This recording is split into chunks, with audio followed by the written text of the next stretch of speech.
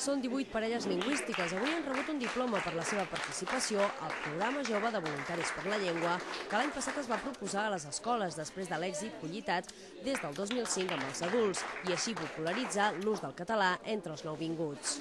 Cadascú parlava d'alguna cosa.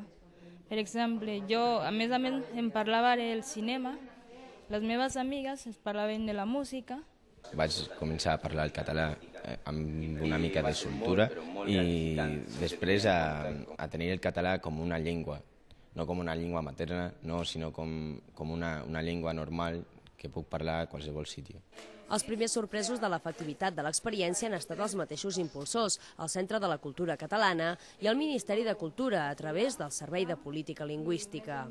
Crec que és gràcies també a com han sabut transmetre aquest projecte a aquests professors que treballen en aquesta integració en llengua catalana amb aquests nouvinguts a casa nostra.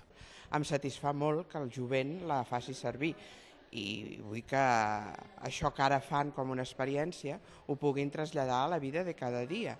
En el segon curs que s'acaba d'inaugurar s'han creat 21 parelles. Ara, fins a final de curs, es trobaran 10 hores a la setmana aprofitant les hores d'esbarjo, de menjador o entre passadissos per ensenyar i aprendre català. La llengua del país i el país a tots els alumnes